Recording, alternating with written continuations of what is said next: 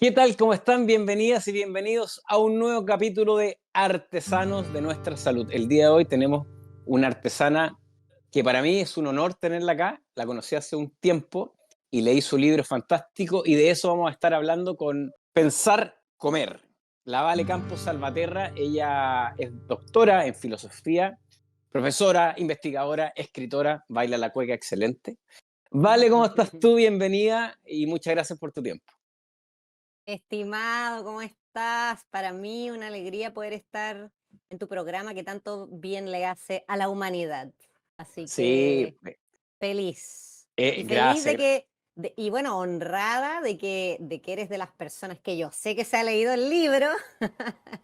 Entonces que con propiedad puedes hablar de él y criticarlo. Así que estoy Sí. esperando, No, es que esperando las eso, críticas. tú sabes que hay, bueno, obviamente tú lo sabes que hay gente que cuando tú invitas a alguien a hablar de tu libro, a las presentaciones, hay muchos que llegan y no lo leen. Yo no encuentro eso impactante. ¿Cómo vas a hablar de un libro sin leerlo? Exactamente. Oye, Pero vale, bueno, así es la cosa. así Como es la cosa. decía Bertrand Russell, necesitamos, y en el año 35, necesitamos reflexión sensata y profunda en esta sociedad. Y bueno, y tu libro es una herramienta pedagógica fantástica, siempre recomendamos acá y ojalá lo puedan leer. Pensar comer, no es pensar y comer, pensar en comer, pensar comer. ¿Por qué el título? Ya, bueno, me interesan mucho estos dos verbos, estas dos acciones que hacemos siempre, todos los días, de manera inevitable. Una es pensar y la otra es comer. Y me interesan ambos porque soy filósofa, como tú me presentaste, me dedico básicamente a pensar, me pagan por pensar, fantástico. Y por otro lado, me encanta comer y me dedico a comer y le pongo mucha atención a comer, ya sea para mi salud o para mi placer o mi felicidad. Y bueno, mi idea con este libro obviamente era juntar ambos mundos, o sea, intentar que esto que es algo así como mi amor, que es comer, se volviera también o se entrelazara, dialogara con mi otro amor, que es pensar o que es filosofar, que nunca ha sido, que no es para nada común en la filosofía, esta relación. Creo que tampoco la gente que se dedica a hacer gastronomía se dedica a filosofar o a teorizar demasiado sobre el comer. Entonces me interesaba dejarla abierta para que yo pudiese hacer varias entradas sin estar como gobernada por esta cópula, ¿no? Y para que también la gente, otros, quienes lean el libro, tú por ejemplo, pudiesen también ir modificando las formas de entender la relación entre el pensamiento y la comida, ¿ya? Porque no está decidida cuál es esa relación, ¿no? No está Claro, decidida de claro. antemano. Entonces me Oye, interesaba dejarla abierta. sí, sí, bueno, y lo logra desde mi punto de vista. Además que un libro que está, de repente aparece Platón, de repente aparece Aristóteles, Levi Strauss, Harris, que de hecho, por ti, estoy leyendo este libro que también es fantástico, Ah, el bueno para comer, sí, muy bueno para bueno, muy comer, bueno. muy bueno. Y yo pensaba, antes de conectarnos, en lo atávico del comer, ¿no es cierto? Desde el punto de vista como especie dentro del mundo animal, es como obvio, ¿no es cierto? Necesitamos comer, pero tenemos la particularidad nosotros de saber que sabemos. Es decir, lo que tú dijiste, esas propiedades organolépticas que tiene la comida, el disfrute, que puede ser en un momento deseo, sentimiento, pasión, es que debería ser estético, ¿no es cierto? Creo que sí, pero también se puede volver culposo, se puede volver dañino.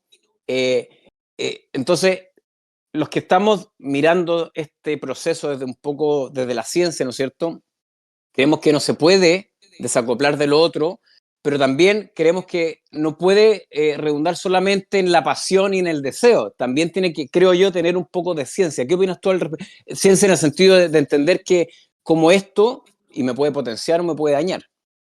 La gracia entonces sería que podemos transformar esta actividad en un tema de reflexión muy amplio y que podemos entonces relacionarnos con esta actividad orgánica de una manera que sea productiva para nosotros. Y cuando digo productivo, digo, claro, desde estéticamente productivo, que nos dé felicidad, que nos dé placer, hasta productivo en un sentido más específico, como productivo para nuestra propia salud, para nuestro propio equilibrio orgánico, para nuestro propio bienestar físico y mental, ¿no? Entonces, Claro, creo que esto es bien interesante del hecho de que nosotros podamos pensar sobre la comida. Y es lo que un poco el libro intenta también motivar a hacer. Por eso me gusta que tú siempre digas pensar en comer, porque de verdad que uno puede pasarse la vida comiendo sin pensar. Y tú lo sabes, ¿no? O sea, lo sabes claro, porque claro. obviamente trabajas con personas que son las que te piden ayuda, etcétera, y tú los ayudas a pensar mejor, ¿no? Esa relación con el alimento y en ese acto tan cotidiano. Entonces, claro, yo creo que el pensamiento sobre la alimentación tiene muchos niveles y todos son útiles, todos son provechosos para nosotros. Mientras más podamos hacer del comer un tema de reflexión, sin que se vuelva tedioso, no tiene por qué volverse tedioso, mejor para nosotros, en todos los niveles, ¿no? Entonces, y ahí, bueno, claro, obviamente, después de que uno comienza a pensar en lo que significa alimentarse, por supuesto que al principio puede que sea mucha información o que uno esté confundido y no sepa muy bien por dónde comenzar a ordenar las ideas, pero eventualmente habría que llegar cada uno tendría que desarrollar, creo yo, un cierto sistema de cálculo, ¿no? Lo voy a poner en términos bien así económicos, un sistema de cálculo económico em, entre lo estético, por decirlo así, lo saludable. Cada uno, según su propia experiencia y su propia corporalidad, tendría que encontrar una matriz de cálculo que sea conveniente para sí mismo. Claro. Y ahí se tendría que balancear ese pensamiento sobre el comer que está dirigido al placer y el pensamiento sobre el comer que está dirigido a la salud. Y yo creo que de eso se trata, ¿no? Como desarrollar el pensamiento sobre la comida. Claro, eso, bueno, lo que acabas de decir es maravilloso, ¿no es cierto? Y eso es lo que me gusta, porque con la primera palabra que nos encontramos, pensar, y uno dice, pero oye, es obvio. No, pues no es tan obvio, porque en el mundo líquido que habitamos, ¿no es cierto? Que todo es para ayer, nos detenemos poco a pensar y a pensar en cualquier cosa que se relacione con nuestra especie, ¿no es cierto? Con los sapiens. Y para eso, la lectura, los libros, desde mi punto de vista, son fundamentales.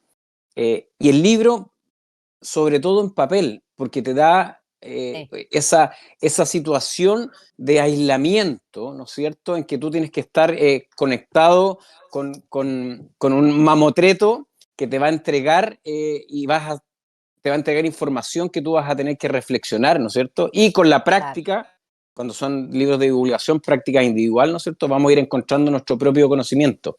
Hay una parte aquí en el libro, bueno, yo anoté muchas, pero que citas a Nietzsche, donde él señala que algo le faltó, era conocimiento de fisiología para, ¿no es cierto?, para comprender Sí. mejor este acto del comer. ¿Y por qué crees tú que la filosofía propiamente tal se alejó y nunca puso o no tanto énfasis en esto del pensar en la comida? Y bueno, me encanta ese momento que Nietzsche, en una hora tardía, que es una hora media confesional, dice como, ¿por qué estudié filología? No me sirve para nada, debería haber estudiado fisiología, ¿no? Debería haber estudiado más el cuerpo, más, digamos, las dinámicas de intercambio entre el cuerpo y el mundo. Yo creo que los filósofos, esta es mi tesis, ¿no? No han hecho del comer un tema filosófico porque porque es demasiado transhumano, porque todo come, y es demasiado transhumano porque está más ligado a procesos orgánicos, fisiológicos, corporales, que a procesos intelectuales. Pero de alguna, Y como, de alguna otra manera, como esa dualidad cartesiana, es como nosotros nos mm, dedicamos a la mente, al pensarnos en el exacto, cuerpo va exacto, al revés, no sé. exacto. Tal cual, tal cual. O sea, esa dualidad llega a Descartes en 1600, pero esa dualidad está instalada en el siglo V antes de Cristo, ¿no? Ya instalada en el pensamiento de Occidente. Entonces, en el fondo es como una continuación. Descartes es un continuador de una tradición, que nosotros de alguna manera seguimos continuando, ¿no? Porque respecto del pensar en nuestra alimentación, o sea, es imposible, así como es imposible no comer, en absoluto, a menos que uno sea un yogi, no tengo idea, pero no es posible. Eh, Tampoco es posible no pensar. O sea, estamos siempre pensando. De hecho, meditar es tan difícil porque no podemos poner la mente en blanco, porque estamos pensando todo el tiempo. Entonces tampoco se trata como de simplemente pensar en comer o pensar sobre el comer, sino tratar de pensar lo mejor posible, ¿no? Sobre el comer. Y la verdad es que los filósofos, sobre todo los que instauran esta división entre alma y cuerpo, lo que hacen es legarnos, creo yo, un mal pensamiento sobre el comer, o un pensamiento que tenemos que de alguna manera reconfigurar. Porque el Platón, ¿no es cierto?, que es de los primeros ¿Mm? que establece esta división, en el fondo te dice a ti, sí, la razón, el pensamiento, tiene que eh, tener el cuerpo y al deseo como su tema.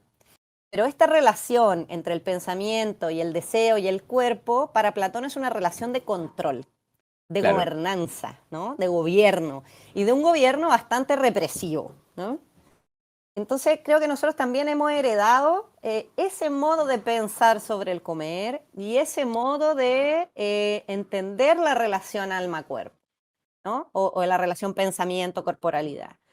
El pensamiento tenga que controlar esa corporalidad, estar siempre reprimiéndola. Cuando yo hablo de un cálculo económico, que no es una idea mía, o sea, está en Epicuro, por ejemplo, Mm. tú lo sabes, eh, estoy tratando de pensar un pensamiento que versa sobre el cuerpo, pero que no lo reprime, ¿no? Que no lo reprime, que no toma al control, a la represión, a la limitación, como la única manera de tener una relación buena, ¿no?, con la alimentación. De alguna otra manera Sino es la que, felicidad que dice Epicuro, ¿no es cierto? No, no se trata de andar riéndonos arriba de la pelota todo el día, sino que básicamente es ese dejar de ese control de darle como la voluntad en la que puede. Y si no, claro, no eres éticamente digno. claro. O sea, en Epicuro, claro, ha sido un poco vilipendiado, creo yo, porque se lo asocia como con el placer extremo, ¿no? Porque él es el creador de esta corriente que se llama el hedonismo, que es una Sí. corriente ética, que dice que el fin último de la vida, la meta de la vida es el placer, que esa es la felicidad en el fondo es el placer. Entonces pareciera que mientras más placer tengamos, mejor. Pero él dice, no, po, hay que regular Claro. las cantidades de placer, porque si tú tienes un día mucho placer, al otro día vas a tener mucho dolor. Entonces, hay que economizar, ¿no?, las cantidades de placer, además según cada uno respecto de uno mismo, porque no hay cantidades de placer universales, ¿no? Y esto se condice con el hecho de que probablemente no hay modos de alimentarse que sean universalmente buenos. Cada uno tiene que encontrar el suyo, ¿no? Entonces, Epicuro de alguna manera mueve el foco, mueve el foco, ¿no? Porque rechaza la idea del control del gobierno tiránico, por decirlo así, o autoritario, pongámosle así, autoritario del pensamiento sobre el cuerpo, y lo traslada hacia una noción que es la del cuidado de sí, ¿no? El pensamiento tiene que servir para cuidarnos, para que el cuerpo se cuide, ¿no? Para que podamos cuidar el cuerpo, ¿no? La noción griega es la noción de epimeleia, después se pasa también al mundo latino como la cura sui, el cuidado de sí. Entonces, estas son como las primeras formas de dietética en la antigüedad, ¿no? Teniendo en cuenta que la dietética no es la dieta que nosotros conocemos No, como no, el no. Mm. régimen, sino que la dietética es un modo de vida que involucra todo, alimentación, ejercicios, meditaciones, bla, bla, bla, que está orientada a que nosotros tengamos una vida equilibrada. Porque en el fondo entonces esta noción de placer como fin de la vida, en Epicuro es una noción de equilibrio.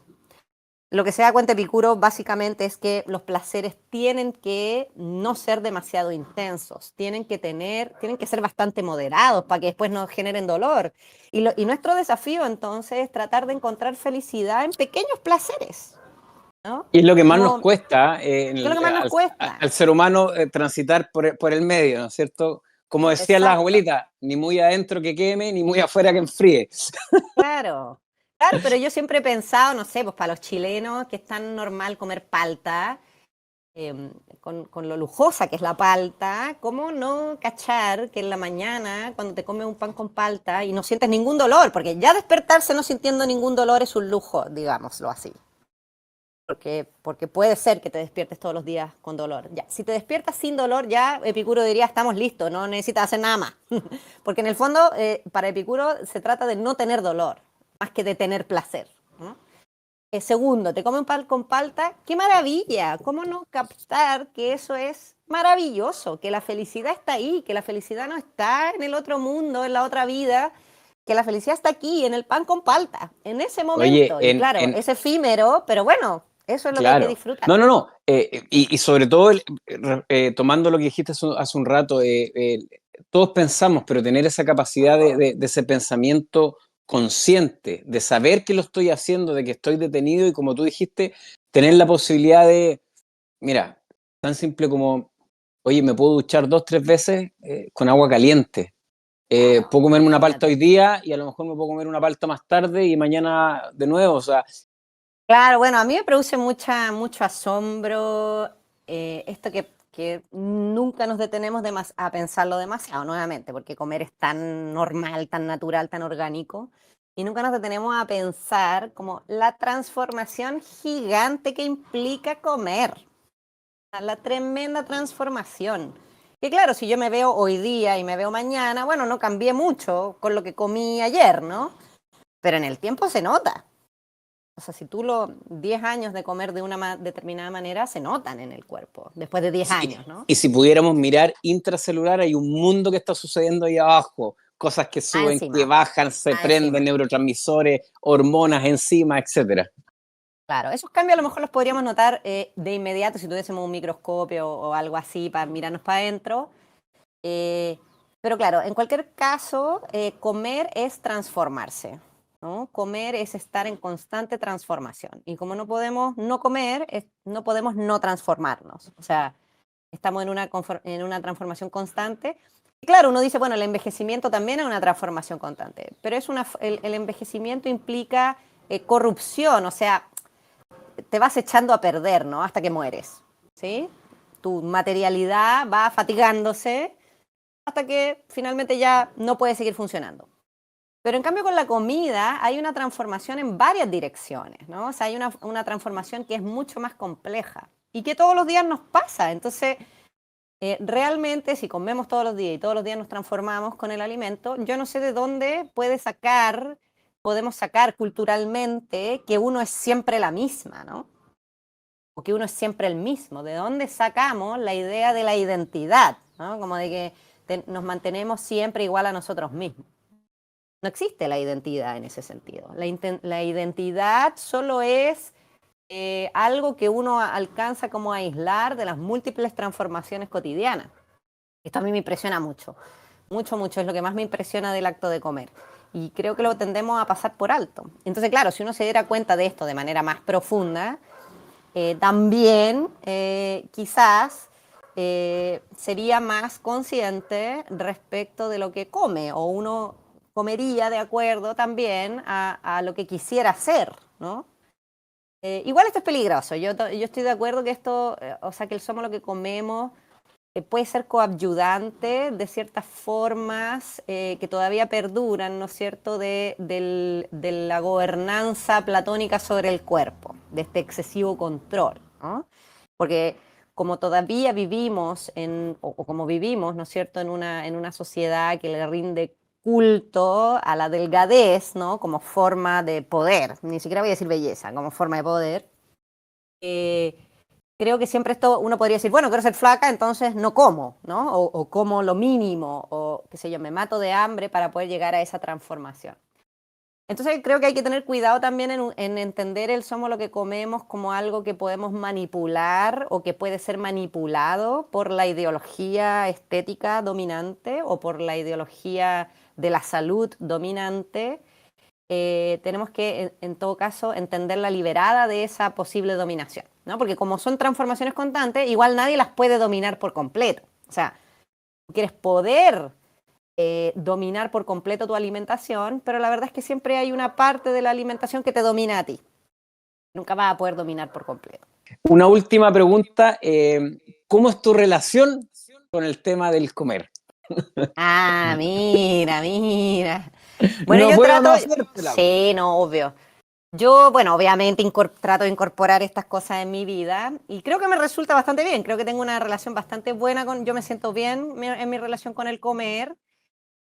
Primero, lo primero que entendí, o lo primero que me fui dando cuenta, pero aquí a lo mejor tú no vas a estar de acuerdo, pero bueno, yo la voy a decir nomás, después podemos De eso se debatir. trata, que podamos... Yo creo, o sea, tengo la convicción de que, claro, de que en la situación alimentaria, lo que es bueno en general, placentero, pero también saludable, es relativo siempre a mí, o sea, al cuerpo que come. Muy de No es, acuerdo. ya, claro, no es relativo como a ningún tipo de saber universal sobre lo que es bueno para comer, ¿no? Es relativo a mí, primero. Entonces yo entiendo que yo soy la norma de mi relación con la alimentación. Segundo, creo que la cuestión de la salud alimentaria, estos son todas, como yo no soy nutrióloga ya, pero lo digo desde, ya que me preguntaste. Nunca nadie me pregunta esto, así que muy bueno. Yo creo que la clave de la salud alimentaria no es la cualidad de los alimentos, cómo están compuestos, cuáles sus propiedades nutricionales, bla, bla, sino la cantidad. Yo creo que es una cosa de cantidad. Y yo creo que uno puede comer chanchá, pero hay que medir la cantidad, siempre. O sea, tener una buena relación, no de control neurótico, una buena relación con esa cantidad. Tercero, yo creo que más, o sea, yo creo que no creo en la culpa, ¿no es cierto? Como este efecto que a uno le produce el haber comido algo que sabe que no le hace bien.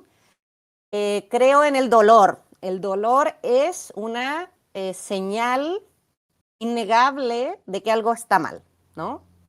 Epicuro dice, Eh, el dolor es la señal de la destrucción de la Qué naturaleza. maravilla lo que acabas de decir, perdona que te interrumpa, porque Sí. eso es, y eso es lo que yo trato cuando converso con la gente. Oye, me comí una torta, listo, perfecto, disfrútala, olvídate de la culpa es para los curas pedófilos, o sea, olvídate. Pero ¿cómo te sentiste? Mal. Listo, ahí hay Claro, un claro, aprendizaje. Quizás exacto. Si para a ti la próxima, claro, te quizás dolió para la la próxima guata, te dolió la oportunidad. cabeza, Claro, quizás para la próxima oportunidad a lo mejor no te comes tres cuartos de torta, a lo mejor te vas a comer media y no va a estar ese dolor y no va a estar esa incomodidad. El tema es si claro. somos capaces, desde el punto de vista fisiológico, lo digo acá, no desde la voluntad, de que eso que prende ese sustrato en mis neurotransmisores me va a permitir dejar de comer y no volverme loco e ir por Exacto. más sustrato. Pero entiendo lo que va y me encantó ese razonamiento Claro, del... porque aparte, y estoy hablando de dolor físico, no de dolor Claro, espiritual, claro, claro. porque el dolor físico, dicen algunos filósofos, es la experiencia más innegable de que somos cuerpo. O sea, tú nunca te das cuenta mucho de que eres cuerpo. El cuerpo es siempre algo medio ajeno, porque como uno vive en el mundo mental y simbólico, ¿no es cierto?, del lenguaje y todo, pero es innegable que tú eres un cuerpo cada vez que sientes dolor. Nosotros debiésemos ser capaces de escuchar ese dolor. Y la verdad que no somos muy capaces porque también hay una industria farmacológica, ¿no es cierto?, que nos ha enseñado que si a ti te duele algo tienes que tomarte un analgésico, ¿no? O sea, no estamos además condicionados culturalmente a relacionarnos con el dolor de una manera productiva. Entonces, a lo mejor suena un poco polémico lo que digo, pero No, no, está relaciónate perfecto, con tu sí. dolor, Sí, claro. relaciónate con tu dolor, claro. Si a ti tú comiste tal cosa en la noche y el otro día amaneces con dolor de cabeza, hay que mejorar esa comida de la noche. No puedes volver a comerla de nuevo al otro día, ¿entiendes? Tienes que cambiarla. Es verdad, eso es como, oye, si todo el mundo sabe que hacer ejercicio nos hace bien, pero ¿por qué nos cuesta tanto? Si es que el dolor es la experiencia de la corporalidad, la verdad que qué pena que sea con el dolor, digamos, pero más que Sí, placer. La sí. experiencia de la corporalidad se da a través del dolor. Y bueno, Epicuro dice hay que tratar de que el dolor sea el mínimo o casi inexistente. Vale, pero para lograr eso, y que yo estoy de acuerdo, hay que ponerle atención al dolor, saber cuándo aparece, tratar de establecer las causas de por qué aparece y tratar de subsanar esas causas. Y lo otro que te iba a comentar que respecto de tener un libro en la mano, ¿no es cierto?, que es muy parecida, porque es una cosa material, ¿no? La materialidad del libro es importante. Yo siempre digo que, mira, para que tú empieces a valorar para que uno empiece a valorar los libros como cosa material, hay que saber primero cocinar. ¿Cacha lo que te voy a decir? A ¿Por ver, qué? Porque la relación con la cocina, o sea, porque la cocina te permite tener una relación material y corporal con el mundo que no la aprendes con ninguna otra práctica. O sea, la cocina es una relación con el tomate. Tú empiezas a cachar que el tomate por aquí es más suave, por aquí es más duro, si lo pones más tiempo al horno, si lo pones menos tiempo al horno, y empiezas a cachar cómo funciona la materia, más que si estudias física, o bueno, de una manera un poquito más intuitiva, ¿no? La Pero, relación con el mundo material se aprende y se perfecciona, sobre todo cocinando. oye, vale, Muy bien. se nos va el tiempo. Ya, sí. Espero en algún momento bailar un pie de cueca contigo. Listo, Y, dejémoslo agendado. y nuevamente, gracias, vale, te pasaste, de verdad. Muchas gracias por tu Gracias a ti, investigación, por pollo. tu libro, por darnos la posibilidad de pensar comer. Un beso, vale, un Muchas abrazo. gracias, muchas Gracias a gracias. todos Seguimos en y contacto. felicidades.